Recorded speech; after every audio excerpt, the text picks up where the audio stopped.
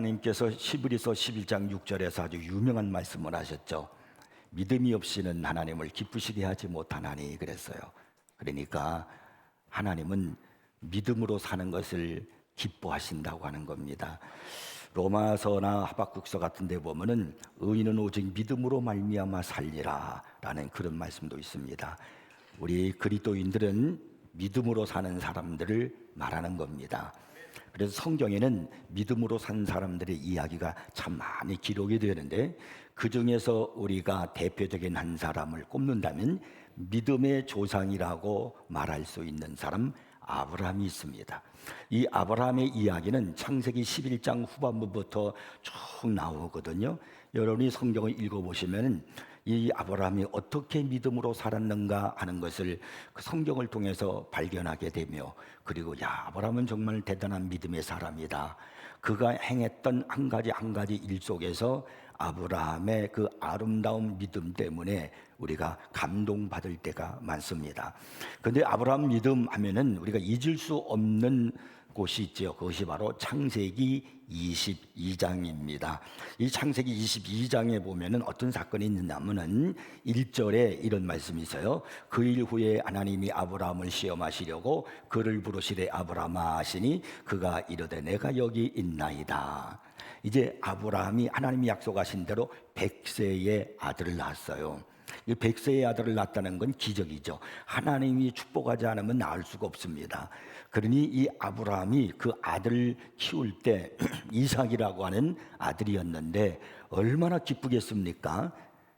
손주를 둬본 사람은 손주가 얼마나 이쁜가 하는 것을 우리가 다 알 수 있죠. 근데 나이가 들어서 자식을 낳았으니 이 아브라함에게 있어서 인생의 행복은 바로 이삭이었을 것입니다. 근데 그렇게 이삭이 커가면서 이삭이 죄로 물이면서 그 이삭을 통한 행복을 누리면서 살아가고 있는데, 하나님께서 어느 날 갑자기 아브라함을 부르시는 겁니다. 왜 부르셨을까요? 그 이유가 2절에 나와요. 2절에 보니까 여호와께서 이르시되 내 아들 내 사랑하는 독자 이삭을 데리고 모리아 땅으로 가서 내가 내게 일러준 한 산 거기서 그를 번제로 드리라. 참 너무나도 어이가 없는 명령이에요. 이건 가슴 떨리는 명령이고 기절초풍할 명령입니다. 100세의 아들을 낳게 해주셔서 아들 때문에 이삭 커가는 것 때문에 행복을 누리고 기쁨을 누리며 살아가고 있는데 그 아들 이삭을 번제로 드리라는 겁니다. 여러분, 번제가 뭔 줄 아세요? 성경에서 번제라는 것은 제사의 일종인데, 특별히 우리가 짐승을 하나님 앞에 제사를 드릴 때 이제 그 양을 대표적으로 드리면은 각을 떠요. 이렇게 토막토막 각을 뜨고, 그리고 그 짐승의 내장은 다 이렇게 끄집어내고, 그리고 이제 제단 위에다가 불을 붙여서 그리고 그 짐승을 태우는 겁니다. 태워서 온전히 태워서 없애버리는 거예요. 그 향기를, 이 불로 인해서 나타나는 이 향기를 가지고 우리 하나님이 기뻐하신다고 그랬어요. 이게 번제예요. 그러니까 하나님께서 지금 아브라함 보고 내 아들 이삭을 번제로 드리라, 그런 말은 내 아들 이삭을 각을 떠서 그리고 불로 태워서 드리라, 그런 말 아니겠습니까? 하나님은요, 이 아브라함에게 있어서 이삭이 얼마나 중요한 자녀인가를 알고 계셔요. 그래서 하나님도 그렇게 말씀하셨어요. 2절에 보니까 내 아들 내 사랑하는 독자, 내 아들 내가 사랑하는 독자, 그 아들을 드리라는 겁니다. 이 아브라함에게 이삭은 얼마나 귀했을까? 시편 127편 3절을 보면요, 보라 자식들은 여호와의 기업이요, 이렇게 말씀합니다. 하나님께서 우리에게 자녀를 주셨는데 그 자녀는 여호와의 기업이래요. 그만큼 중요하다는 겁니다. 그런데 이 아브라함에게 있어서 이삭은 얼마나 더 중요하겠어요? 얼마나 더 중요한 기업이 되겠습니까? 매일매일 이삭 때문에 살아가는 거예요. 이삭 보면서 인생의 즐거움을 찾는 겁니다. 그런데 그 이삭을 번제로 드리라고 했는데 아브라함이 그 하나님의 명령에 아무런 토도 달지 않아요. 왜 그러냐고, 이게 할 수 있는 일이냐고 물어보지도 않아요. 아멘 하고 그냥 순종합니다. 이 아들을 데리고 번제를 드리러 가는 거예요. 아침에 일찍이 이 아들을 번제로 드리러 가기 위해서, 번제를 드리려면은 이제 번제할 드릴 나무가 있어야 되잖아요. 번제단을 쌓아야 되니까 그 나무를 쪼개가지고 새벽부터 아브라함이 스스로 그 나무를 쪼개서 그래서 모아가지고 종들에게 그 나무를 짊어지게 하고 하나님이 지시한 산으로 가는 겁니다. 그 사흘길을 가는 거예요. 여러분 1시간만 같이 가도 그 생각 때문에 다리가 떨려서 못 갈 거예요.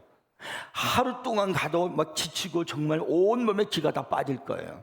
그런데 사흘길을 가는 거예요. 하나님이 아브라함의 믿음을 보시는 겁니다.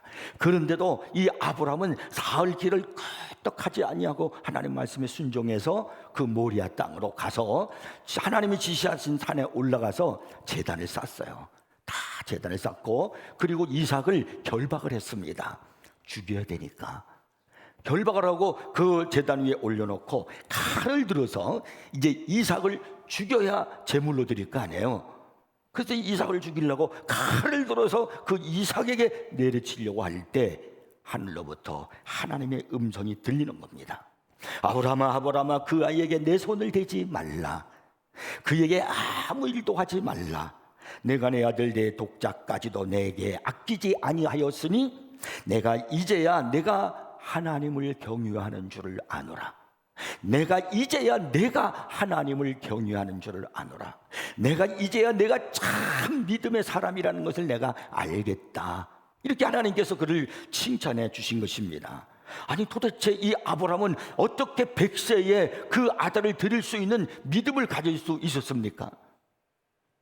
여러분 같으면 그 일을 행할 수 있겠어요?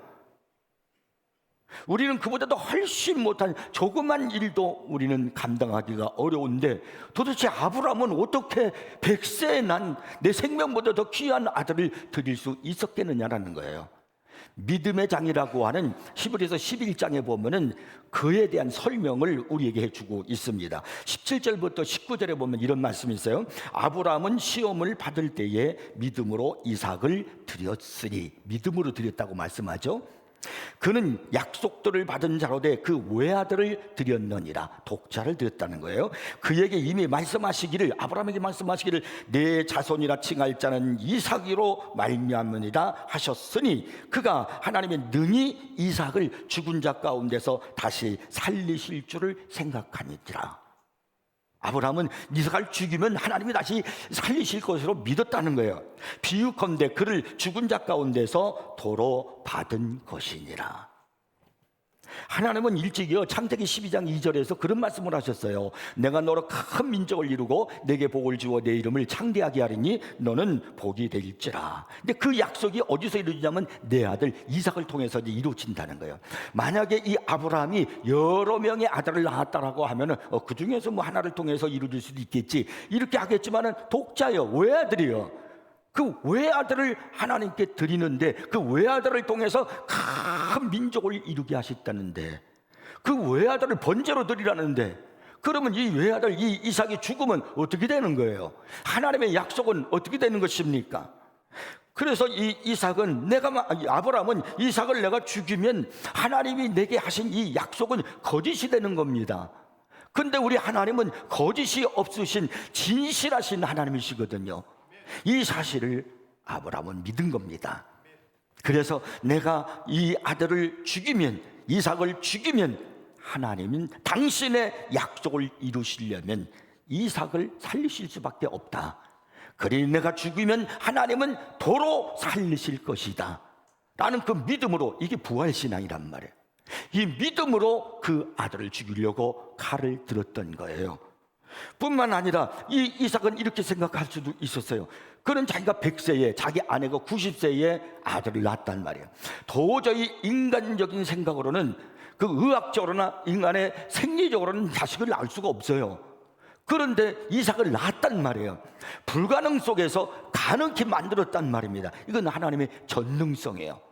그렇다고 하면 불가능 속에서 낳을 수 없는 중에 이삭을 주시고 낳게 하셨다면 도로 하나님께서 이삭을 살리셔서 나로 하여금 그 불가능 속에서 가능을 만들어 주실 것이다. 이렇게 아브라함은 믿은 겁니다.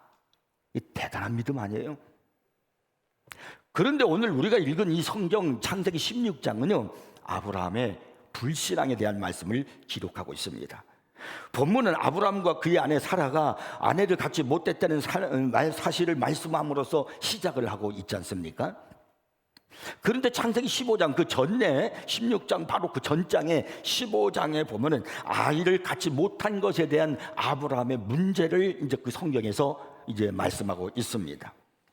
자신과 아내 사라가 이제 자꾸 늙어가고 있는데 어떻게 자식을 낳겠습니까? 불안해지는 거예요. 그러다 보니까 결혼 생활에 문제가 생기기 시작하고, 그리고 하나님의 약속에 관한 문제를 야기시키게 된 것입니다. 그 하나님이 나타나셨을 때 아브라함이 묻습니다. 하나님, 내게 언제 자식을 주십니까? 나는 이제 자식을 낳을 수가 없습니다. 그러니 나는 안 되니까 내가 길리운 아주 신실한 종이 있는데, 엘리에셀이라는 종이 있는데, 이 종이 이제 내가 양자로 삼아서 그가 내 후손이 되어서 그를 통해서 이제 후손으로 있도록 하겠습니다. 아브라함이 그렇게 얘기를 하는 거예요. 그랬더니 하나님께서 아니다. 이 밤이었던 것 같아요. 장막에 있는 아브라함을 불러내시는 거예요. 너 밖으로 나와봐라. 그래서 이 아브라함이 밖으로 나갔어요. 그리고 하늘을 쳐다보라, 무뼈를 쳐다보라. 그러니까 아브라함이 하늘을 쳐다봤죠. 그랬더니 하나님 말씀합니다. 하늘을 우러러 무뼈를 셀 수 있는가 보라. 내 자손이 하늘의 별같이 많을 것이다. 기가 막힌 일이에요. 지금 자식이 없어서 날 수도 없어서 그래서 우리는 틀렸으니까 이제 그 엘리에셀이라는 종을 양자로 삼아서 그래서 어떻게 해보려고 했는데 하나님이 아니라는 거예요. 너 무뼈를 봐라. 셀 수가 있느냐? 얼마나 하늘의 별들이 많습니까? 내 자손이 이같이 많아지겠다는 거예요. 아니 뭐 하나라 또 있고 난 다음에 그렇게 말씀해야 좀 믿을지, 뭐 이거를 자식도 지금 없는데 근데 하나님은 그렇게 말씀하세요. 그런데요, 그때 성경은 그 다음에 이렇게 말씀합니다. 아브라함이 믿으니라. 이게 중요한 거예요.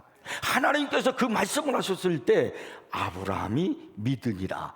그리고 성경은 또 말씀하기를 이것을 여호와께서 의로 여기셨다 그랬습니다. 이게 창세기 15장에 나와 있는 이제 말씀입니다. 그런데 이제 16장에 넘어가서 또 고민에 빠지는 거예요. 이제 자꾸 나이가 자꾸 먹어가요. 이제 이 가나안 땅에 들어온 지 10년이 지나가기 시작합니다. 그런데 자식이 또 없는 거예요. 그래서 고민에 이제 빠지니까 아내도 고민해, 사라도 고민하고 아브람도 고민하고, 그러다가 사라가 이제 아내가 말을 하는 거예요. 아무래도 이거 나는 안 되니까, 나는 이제 경수도 끊어졌고 이제 자식을 낳을 수가 없으니까 내가 데리고 있는 몸종이 있는데, 하갈이라는 몸종이 있는데 얘가 신실해, 똑똑해.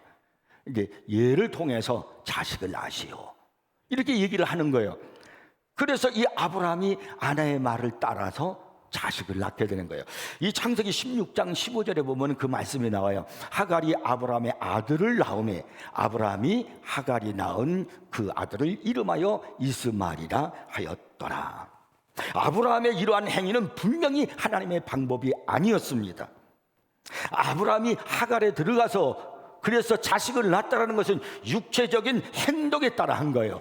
그리고 그 둘이 연합하여 자식을 낳았다라고 하는 것은 약속의 아들이 아닙니다.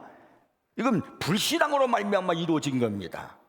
그래서 이러한 아브라함의 행동은 불신앙이고, 그리고 여기에서 아브라함의 믿음이 넘어졌다는 것을 우리는 알 수 있습니다. 어떻게 믿음의 조상인 아브라함이 이런 행동을 할 수 있었을까요? 이것은 분명히 하나님의 말씀을 온전히 믿지 못한 행동 아니겠습니까?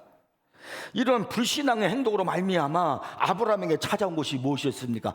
이제 하갈을 통해서라도 자식을 낳았으면 이제 그 집안에 기쁨이 있어야 되잖아요. 근데 그렇지는 않았어요. 이 창세기 16장 4절 오늘 본문 읽어보셨잖아요. 아브라함이 하갈과 동침하였더니 하갈이 임신하매, 이 하갈이 자기의 임신함을 알고 그의 여주인을 멸시한지라. 얼마 전까지만 해도 이 하갈이 그의 여주인 사라에게 잘 순종하며 신실하게 그렇게 섬기면서 종으로서 살아왔단 말이에요. 그런데 아브라함의 씨를 자기가 베고 나니까 그때부터 이제 그 집안에 두 여인의 갈등이 시작됐다는 거예요. 그뿐만이 아니에요. 창세기 21장 9절을 보시면은 거기 이런 말씀이 있어요. 사라가 본즉, 아브라함의 아내잖아요. 사라가 본즉 아브라함의 아들 애굽 여인 하갈의 아들 누구예요? 이스마엘이에요. 그 낳는 아들이 이스마엘인데 이스마엘이 이삭을 놀리는지라. 그러니까 하갈을 통해서 태어난 아들 이스마엘과 이삭 사이에 갈등이 생겼다는 거예요. 분쟁이 생기기 시작한 거예요. 가정이 행복할 줄 알았는데 이 사건 이후로부터 가정에 문제가 생기기 시작했어요. 두 여인 간에 갈등이 생기기 시작했어요.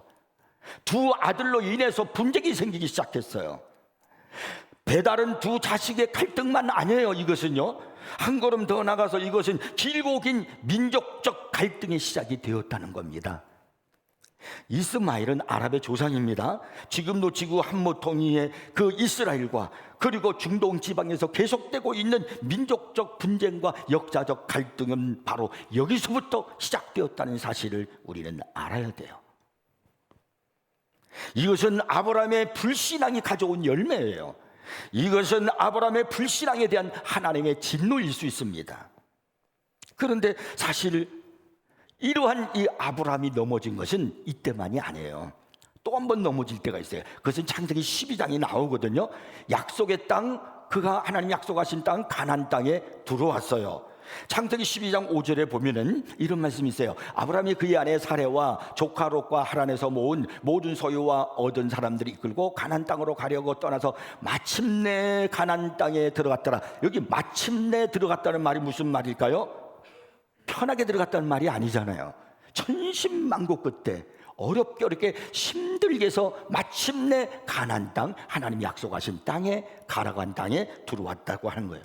그래서 들어왔는데 이게 웬일입니까? 이렇게 힘들게 어렵게 해서 여기까지 왔는데, 그러면 이제부터 모든 고난은 끝나고 풍성한 인류, 자기 인생, 그리고 행복한 삶이 시작되는데 그 땅이 그만 기근이 들고 말았어요. 살 수가 없어요. 그 옛날에는 기근이 들면은 이 자연적인 혜택을 받으면서 살아가기 때문에 먹고 살 것이 없는 거예요. 어떻게 합니까? 생존 자체가 위협을 받게 되었는데요. 그래서 창세기 12장 10절에 보면 이렇게 말씀해요. 그 땅에 기근이 들었으므로 아브라함이 애굽에 거류하려고 그리로 내려갔으니 이는 그 땅에 기근이 심함이었더라. 그래서 아브라함이 가나안 땅에 있다가 애굽으로 내려갔다는 겁니다. 이 아브라함이 애굽으로 내려갔다는 것은 도피입니다. 하나님께서 이 가나안 땅을 허락하셨으면, 그게 약속의 땅이면, 하나님이 말씀하신 것이면, 내가 여기 있는 것이 지금 힘들고 고난이고 영적인 기근이든 말씀의 기근이든 육체적인 기근이든 하나님을 믿고 기다리고 그리고 하나님의 뜻을 찾아야죠. 힘들다고 시험이 왔다고 권고하다고 그것을 떠나버리면, 그래서 애굽으로 내려갔다면 이건 도피요. 이건 불신앙이란 말입니다. 애굽에 이제 그가 떠나면서 애굽에 가까이 이르게 되니까 이 아브라함에게 이제 마음이 불안해지기 시작하는 거예요. 근심 걱정이 생기기 시작했어요. 살고자 해서 갔는데 그 가나안에 있으면서 불안했던 그 마음을 떨쳐버리고 이제는 좀 행복하게 살아가면 좀 더 어떻게 살 수 있는 길을 찾기 위해서 애굽으로 가는데 그의 마음에 불안이 찾아오기 시작했어요. 왜냐하면 아브라함의 아내 사레가 아주 미인이었거든요. 아름다웠습니다. 그래서 그때부터 이 아브라함이 생각하는 거예요. 야, 내가 이제 이 나라에 와서 여기 살 때 당신이 너무나도 이 아내가 사라가 이쁘니까, 아름다우니까 사람들이 당신에게 눈독을 들일 수도 있다. 그러면 나를 죽이고 당신을 뺏어갈 것이다. 그러니 이제 당신은 내 아내라 하지 말고 누이라고 하자. 그리고 자기 아내하고 거짓말로 그렇게 서로 약속을 하는 거예요. 자기 살아보려고. 그런데 아니나 다를까 벌써 그 소문이 금방 퍼져요. 어느 여인이 왔는데 그렇게 미일 수가 없다고, 그렇게 아름다울 수가 없다고. 이 소문이 왕의 신하들에게 들어갔고 바로의 신하가 이것을 왕에게 얘기했어요. 그랬더니 바로가 그래, 그런 여인이 있어? 하면 데려와 봐라. 그래서 이 사라가 바로 왕 앞에 끌려감을 당했습니다. 그러니 이제부터 그 여인은 바로 왕의 아내가 되는 거예요. 첩이 되는 거예요. 자, 그러면 여러분, 하나님께서 이 아내 사라를 통해서 자녀를 주고 하늘의 별과 같이 많게 하는 자손, 큰 민족을 만들어 주시겠다는 이 약속은 지금 이제 어떻게 되는 겁니까? 이제 이게 보통 문제가 아니잖아요. 자기의 아내를 왕에게 빼앗길 위기에 처하게 된 겁니다. 하나님의 약속은 지금 어떻게 되는 것입니까? 근데 그때 하나님께서 역사하셔요. 바로의 이 가정에 재앙을 내리십니다. 이게 웬일인가? 막 바로가 그래서 나중에 알고 보니까 자기가 잘못했다는 걸 깨달았어요. 보니까 그 아브라함에게 더 데려온 여자는 아브라함의 누이가 아니라 그의 아내였다는 거예요. 아, 내가 그래서 그 신으로부터 지금 내가 저주를 받는가 보다. 그래서 당장 돌려보냈어요. 왜 내 아내라고 하지 않고 누이라고 거짓말했느냐? 그러면서 아브라함에게 많은 재물을 줘서 거기서 나가라고 그랬어요. 그래가지고 아브라함이 거기서 많은 재물을 얻어가지고 가나안 땅으로 다시 돌아오게 됩니다. 그런데 우리가 여기서 알 수 있는 사실은 이런 이 아브라함의 실수, 이 아브라함의 죄, 어떻게 보면 창세기 16장에 나타나는 것보다 여기의 사건은, 창세기 12장의 사건은 더 큰 죄라고 할 수 있습니다. 왜냐하면 아브라함은 자기의 아내를 누이라고 속인 거예요. 이게 무슨 얘기입니까? 너는 다른 아내로 가더라도 너 다른 집에 가서 여인 아내로 산다 할지라도 나만은 좀 살아야 되겠다는 거예요. 자기밖에 모르는 이기주의요. 그리고 뿐만 아니라 그를 통해서 하나님이 자식을 주시겠다는 그 하나님의 약속에 대한 불신 안 해요? 그걸 자기가 깨버리는 거 아닙니까? 그리고 지금 그가 가나안 땅을 벗어나서 애굽에 왔다는 것은 하나님의 약속하신 땅을 버리고 온 거에 도피예요. 이것도 역시 불신앙이에요. 그러면 당연히 하나님의 진노가 재앙이 내려야 되는 거예요. 채찍이 있어야 되는 거예요. 그런데 성경 어느 곳을 보아도 이때 아브라함이 하나님께로부터 진노함을 당하거나 징계를 받은 적이 없었습니다. 그런 성경을 찾아볼 수가 없어요. 오히려 하나님이 그를 도와주셨어요. 창세기 16장 오늘 본문에서는 하나님께서 큰 진노를 내리셔서 그 가정이 행복했던 그 가정이 여인과의 다툼이 일어나고 두 아들과의 다툼이 일어나고 그것이 나중에 민족적으로 지금까지도 이런 열매를 가져오게 되었는데 도대체 이게 무슨 이야기인가? 왜 이 성경은 이런 이야기를 우리에게 던져주고 있는가라는 겁니다. 창세기 12장에 나타난 그 아브라함의 실수 넘어짐은 평신도의 초신자의 넘어짐이다, 이렇게 이해할 수 있습니다. 그때 그가 가나안 땅에 들어올 때는 아직 믿음이 시작할 때예요. 요즘으로 말하면 초신자예요. 평신도예요. 그가 뭘 알겠습니까? 영적으로 어린 나이에 아직은요. 그러니까 하나님께서는 그가 실수해도 눈을 감아주시는 거예요. 오히려 달래면서 채찍보다 당근을 주면서 아브라함을 위로하시고 그를 가나안 땅으로 오도록 하나님이 역사하신 것입니다. 그러나 창세기 16장에 나타나는 아브라함은 가나안 땅에 들어온 지 10년이 됐어요. 그러면 여러분 예수 믿고 신앙생활한 지 10년이 되었다라고 하면 이제는 어느 정도 신앙이 성장했다는 거 아니에요? 우리 식으로 말하면 이제 그 정도 됐으면 이 사람은 안수집사도 되고 권사도 되고 장로도 되고 그랬을 거 아니겠어요? 신앙생활에 어느 정도 연륜이 있는 겁니다. 그런 상황 속에서 그가 이런 실수를 했을 때, 그가 넘어졌을 때, 불신앙을 가졌을 때 하나님은 그에 맞는 그가 신앙을 하지 못했을 때 하나님이 채찍을 내리는 겁니다. 여기서 우리가 아셔야 됩니다. 여러분, 내가 장로가 되고 권사가 되고 안수집사 되는 게 중요한 게 아니에요. 뭐가 더 중요하냐? 내가 그 사명에, 그 직분에 감당할 수 있느냐가 더 중요한 거예요. 이 아브라함이 그만큼 감당하지 못하니까 하나님이 그에 대한 징계를 내리시는 거예요. 오늘 우리가 신앙생활하면서 여러분은 지금 창세기 16장에 나타난 아브라함 같은 그런 신앙의 연륜, 아니 그보다 더 큰 신앙의 연륜과 직분을 가지고 있을 수도 있겠죠. 그러면 거기에 걸만큼 믿음으로 사시고 계십니까? 순종하며 살고 계십니까? 여기서 오늘 우리가 생각할 것은 아브라함이 왜 넘어졌는가라는 거예요. 그는 그런 신앙의 연륜을 가지고 있으면서 믿음의 조상이라고 일컫는 그 사람이 왜 넘어졌는가라는 거예요. 아무리 믿음이 좋은 것 같아도 우리가 정신을 차리지 않으면 넘어질 수밖에 없다는 겁니다. 불신앙의 길로 갈 수밖에 없다는 거예요. 그러면 아브라함이 넘어진 이유가 뭔가? 오늘 우리가 이 말씀을 통해서 나를 돌아보고 우리는 이 넘어짐을 당하지 않도록, 우리는 불신앙의 자리에 빠지지 않도록 하기 위해서 우리가 오늘 하나님의 음성에 귀를 기울이셔야 되는 겁니다. 그 첫째가 바로 뭐냐면 아내의 말을 들었기 때문입니다. 오해하지 마십시오. 아내의 말을 들으면 다 넘어진다고 생각하지 마십시오. 그런 얘기가 아닙니다. 아브라함은 하나님으로부터 그의 자손이 하늘의 별처럼 많아질 것이라는 약속을 받았습니다. 그런데 아브라함의 나이는 점점 많아지고 신체적으로 더 이상 자손을 낳을 수 없는 상태에 이르렀습니다. 그런데 도무지 자식을 낳을 전망이 보이지를 않습니다. 그때 아브라함의 마음이 얼마나 답답하겠습니까? 가나안 땅에 찾아온 지 제가 10년이라고 그랬어요.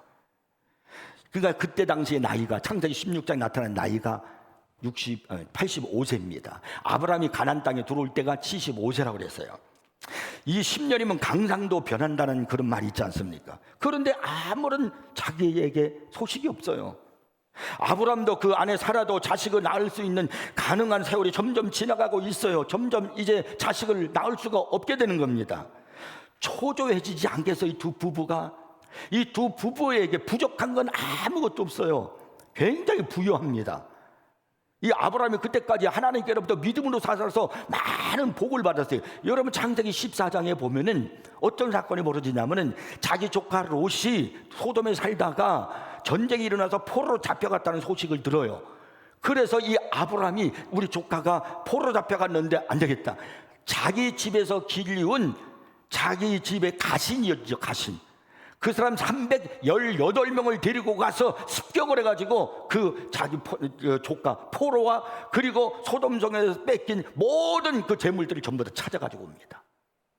여러분 자기가 데리고 있는 가신이 318명이면 얼마나 많은 재물이 있어야 그들을 먹여 살리겠습니까?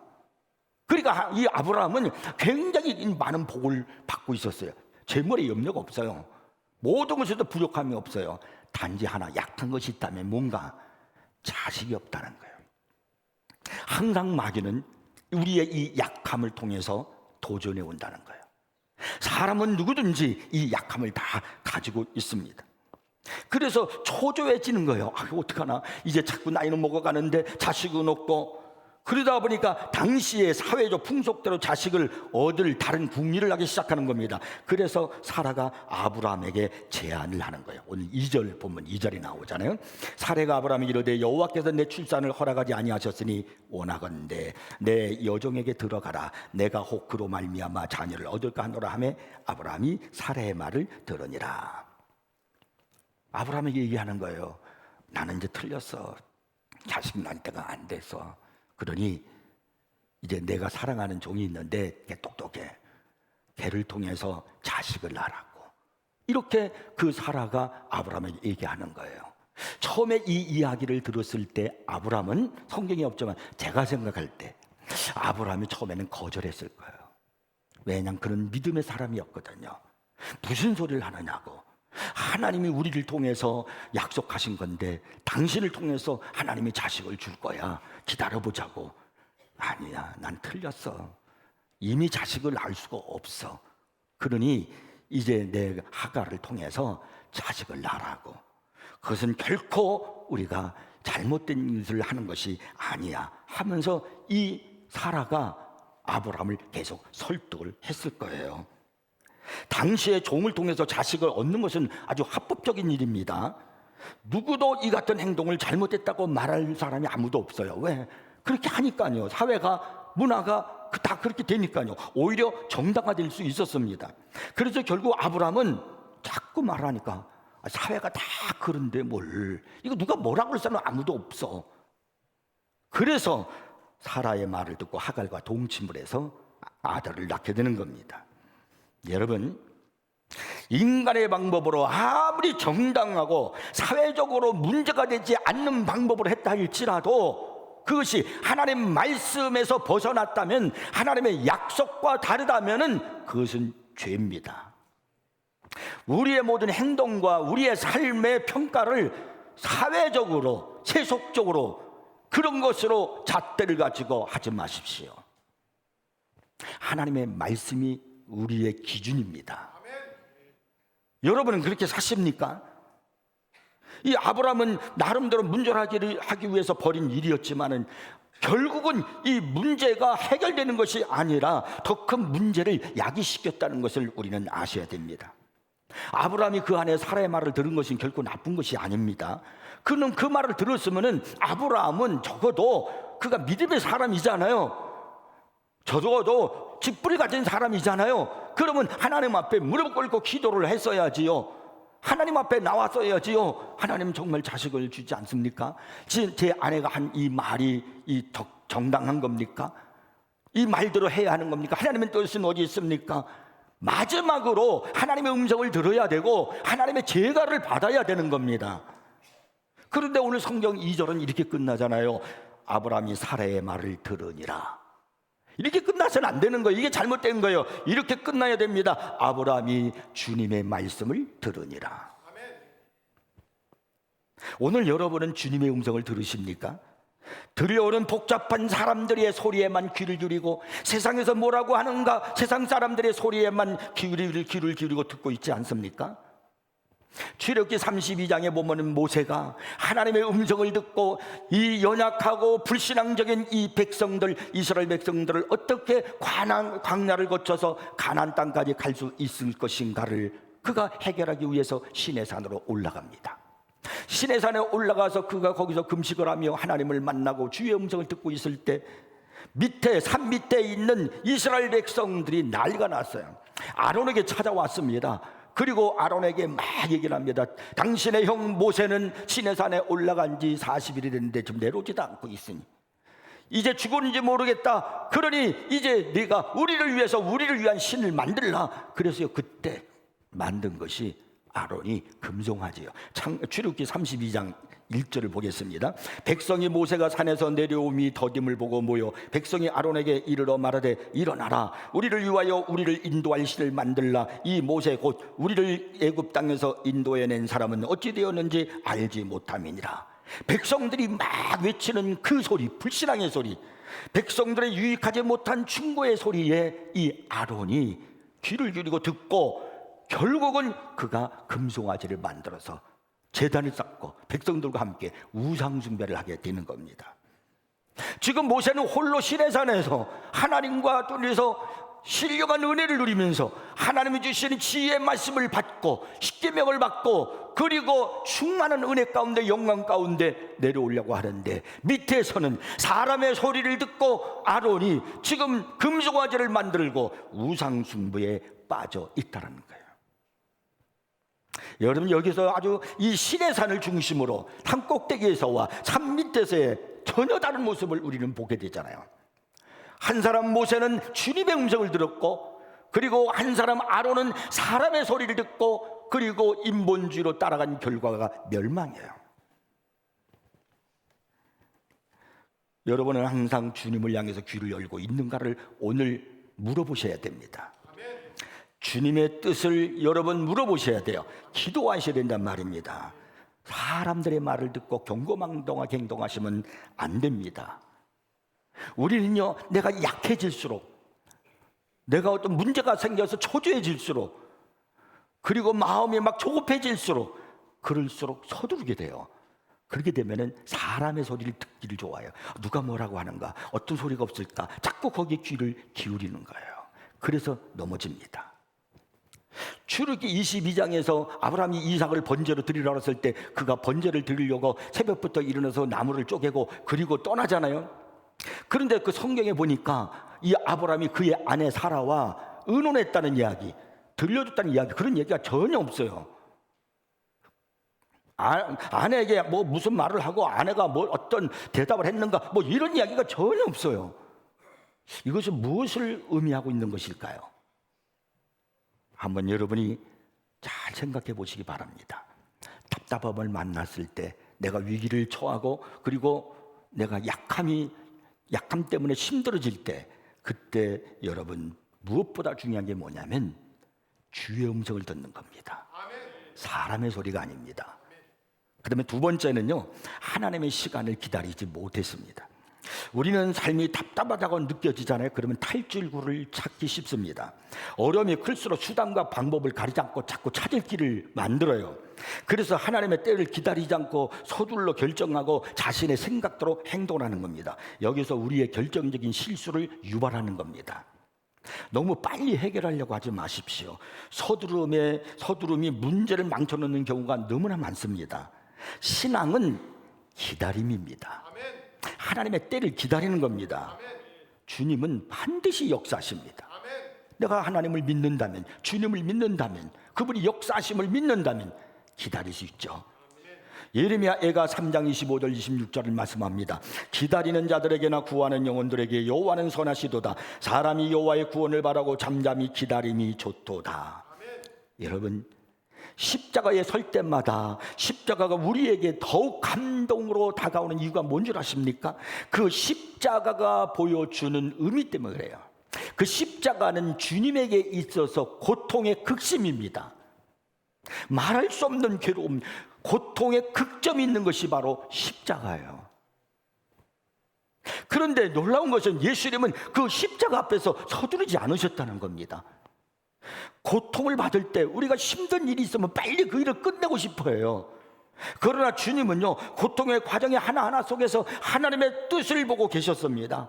그 고통의 단계 속에서 하나님의 뜻이 성취되는 것을 분명히 바라보고 계셨습니다.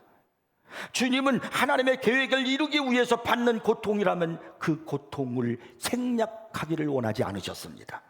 주님은 수단과 방법을 가리지 않고 십자가를 모면하려고 하는 그런 생각을 하지 않으셨습니다. 수단과 방법을 가리지 않고 자기 합리화를 하려고 하지 않았어요.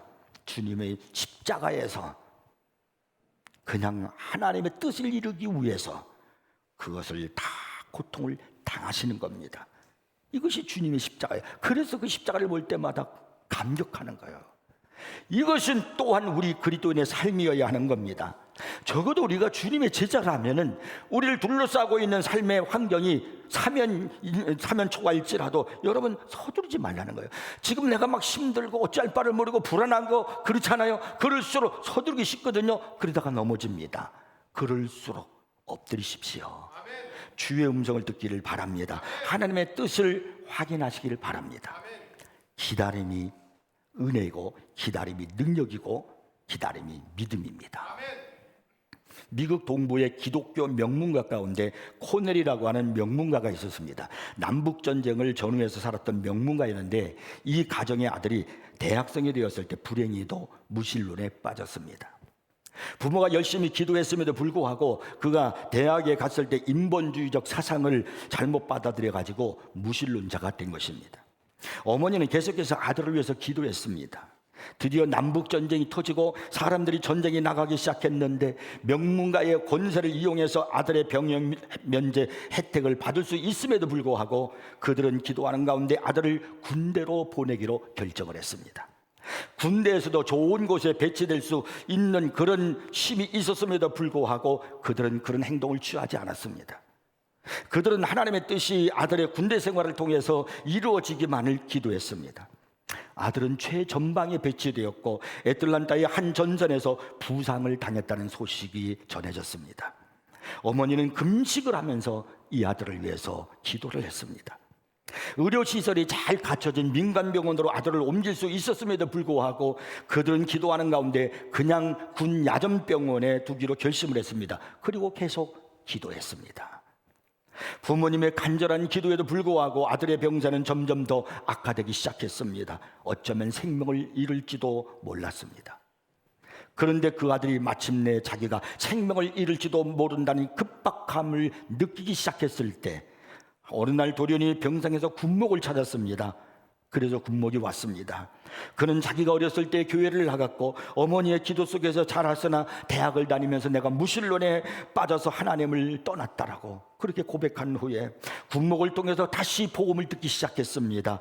그리고 예수 그리스도를 다시 알기 시작하고 그분을 마음속에 모시고 구세주로 확신한 후에 살아계신 하나님 앞에 온전히 돌아왔습니다. 그리고 그는 눈물을 흘리면서 앞으로 자기 인생을 하나님께 드리겠다라고 결심을 했습니다. 하나님이 그의 건강을 회복시켜 주셨습니다. 그는요 이 병원에서 약속을 지켰습니다. 그는요 필라델피아의 템플 대학을 설립하고 템플 베프티스트 처치라고 하는 교회를 설립하고 또 세 개의 종합병원을 설립을 했습니다. 이 사람이 바로 러셀 코넬이라고 하는 유명한 사람입니다. 그는 미국 기독교 사상사에서 또 기독교 교육가로 국제관 한 획을 남겼던 놀라운 하나님의 사람이 되었습니다. 만약 그때 그 부모가 서둘렀더라면 그리고 지나치게 인간적인 방법을 사용했더라면 그 아들을 통해서 이루어지시는 하나님의 놀라운 기회와 방법을 스스로 박탈하지 않았겠습니까? 때로는 기다리는 것이 최선일 수 있다는 거예요.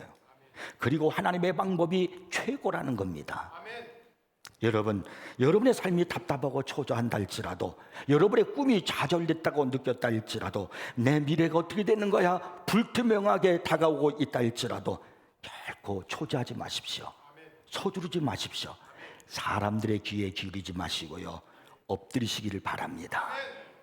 갈라디아서 6장 9절에 보니까 우리가 선을 행하되 낙심하지 말지니 포기하지 아니하면 때가 이름에 거두리라. 때가 이름에 거두리라. 믿음으로 사시면요, 하나님 앞에 엎드리고, 그리고 초조하지 말고 서두르지 말고, 그리고 여러분이 믿음을 가지고 주님을 의지하면 때가 이르면 반드시 응답이 될 줄 믿으시기 바랍니다. 기도하겠습니다. 하나님